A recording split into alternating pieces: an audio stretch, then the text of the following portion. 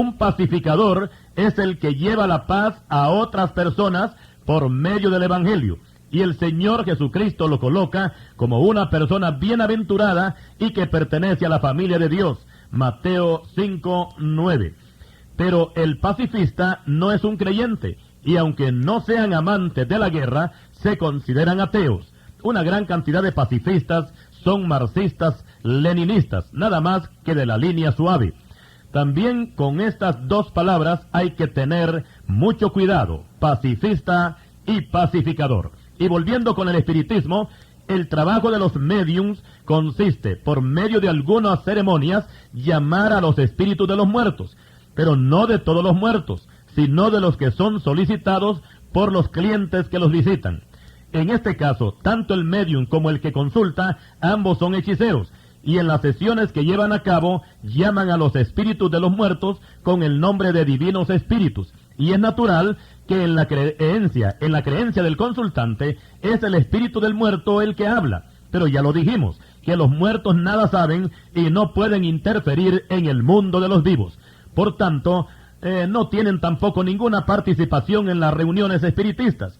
Explicamos y aclaramos que los que dirigen esas reuniones no son los muertos, sino los demonios, ya que algunos de ellos son especialistas en imitar las voces de los muertos. Y con respecto al título que les dan de divinos espíritus, quien se inventó ese nombre para los demonios fue la señora Elena Petrona Blavatsky, de origen ruso, cuando en la ciudad de Nueva York y en el año de 1875 fundó la doctrina de la teosofía, que es una mezcla de ciencia, religión, política y ocultismo. La señora Blavatsky es conocida como la fundadora de lo que hoy se conoce como la Nueva Era. Pero aclaramos que la práctica de consultar muertos no arranca del siglo pasado, sino del tiempo de los imperios Babilonia, Siria y Egipto. Y también Israel fue invadido por esta plaga de ocultismo. Y en el tiempo del rey Saúl fueron expulsados del territorio. Pero al final de su reinado, el mismo Saúl fue impulsado a consultar a una adivina, y precisamente que de esta consulta que hizo Saúl a la adivina de Endor, es que los adivinos espiritistas modernos quieren apoyarse en la Biblia para hacer su asqueroso trabajo, aduciendo que Dios apoya esta práctica. Pero aquí vamos a aclarar que cuando Saúl hizo esta consulta, ya Dios se había separado de él mucho antes. Y precisamente que fue porque Dios no le escuchó, que en su desesperación, por causa de que los filisteos lo tenían cercado, es que tuvo que verse obligado a consultar a la espiritista.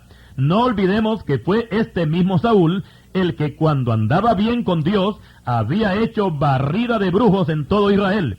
Y es la misma bruja la que da esta declaración cuando Saúl le pide, por medio de espíritu de adivinación, que le dé una respuesta con respecto a la suerte que va a tener con los filisteos.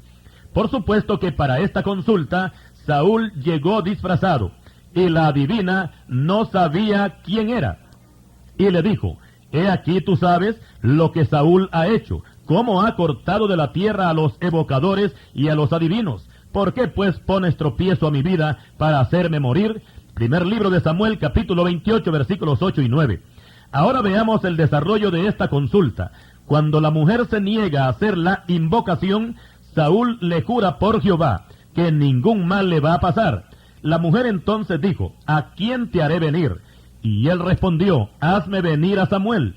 Después Samuel aparece en escena y habla con Saúl. Aquí tenemos un caso muy especial en lo que se refiere a la consulta de los muertos, y se han vertido opiniones entre grupos evangélicos, porque algunos creen que fue un demonio disfrazado de Samuel el que apareció y no el verdadero Samuel. Pero en el texto bíblico no se puede percibir tal cosa, pues el que apareció realmente hablando con Saúl fue Samuel, no un demonio. Y aquí vemos que Dios permitió esta salida del Seol a Samuel únicamente para confirmar la sentencia de muerte para Saúl. Y aunque éste le pidió a la bruja que le hiciera venir a Samuel, Samuel no apareció por el pedimento de ella, porque no llegó ni siquiera a hacerlo. Antes bien, ella se asustó y pegó un grito de miedo cuando vio la figura de Samuel. Y ya todos sabemos que ninguna medium se sorprende cuando habla con un fantasma, o sea, con un demonio, porque ya están acostumbradas a ese trabajo. Otra cosa que vamos a notar es que todo demonio en una reunión de estas habla por la boca de la mediums, no en forma directa con el consultante. Pero en este caso, Samuel ignoró por completo a la bruja y habló de tú a tú con Saúl. La bruja estaba de espectadora solamente, y ella sabía que no era por su intervención que Samuel estaba allí. Por otra parte, los demonios nunca se personifican en una reunión espiritista, son invisibles. Pero veamos qué sucede con la bruja de Endor. Ella vio dioses que subían de la tierra. Cuando Saúl pregunta que cuál es su forma, ella dice, un hombre anciano viene cubierto de un manto. Saúl entendió entonces que era Samuel, y humillando el rostro a tierra, hizo gran reverencia. Luego Samuel, después de reprender a Saúl por haberlo llamado, le dicta su sentencia de muerte. Después la bruja confiesa que ha arriesgado su propia vida, pensando que Dios la hubiera matado esa misma noche. Y otra prueba final de quien apareció fue Samuel y no un demonio disfrazado, es que los demonios son mentirosos. Pero lo que Samuel dijo esa noche se cumplió literalmente, incluyendo la derrota de Israel, la muerte de Saúl y también la de sus hijos.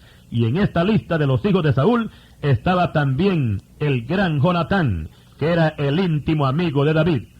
Toda esta historia se encuentra en el primer libro de Samuel, capítulo 28, versículos 3 al 25.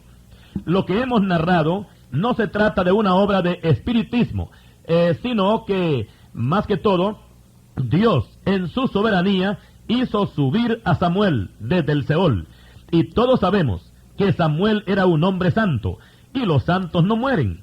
Para Dios todos los santos viven, dice Mateo capítulo 22 y versículo 32.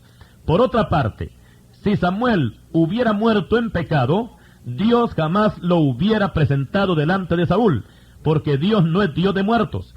Si este hubiese sido el caso de llamar por el espiritismo a un pecador, allí sí hubiera tenido participación la bruja, pero también aclaramos que en ese caso no hubiera aparecido Samuel, sino un demonio, tal como sucede en cualquier sesión espiritista.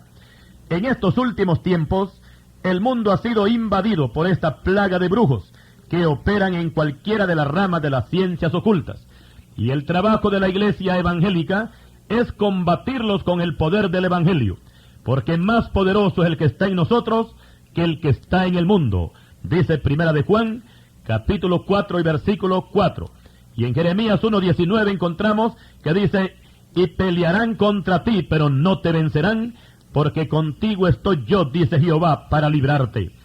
Podemos citar cientos de nombres con que se identifican los siervos de Satanás, y que todos operan dentro del ocultismo. Pero con los que hemos mencionado en este tema, podría ser suficiente para darnos cuenta que el reino de las tinieblas se mueve sin descanso, más cuando vemos que a Satanás se le termina el tiempo y la venida de nuestro Señor Jesucristo ya se acerca. Los demonios, al igual que los creyentes, saben que Cristo no tarda en venir, y ellos, los demonios, tiemblan y se espantan, al igual que le sucedió cuando el Señor vino la primera vez hace 2000 años, y que le rogaban ellos, los demonios, le rogaban a Cristo que no los atormentase antes de tiempo. Y es natural que todo ser humano que se pone al servicio del diablo y los demonios correrá la misma suerte que ellos, ya que la sentencia divina es que serán lanzados al lago de fuego. Pero todavía tienen tiempo, claro que sí. Los brujos, toda aquella persona que tiene cualquier práctica dentro del ocultismo, todavía tiene tiempo.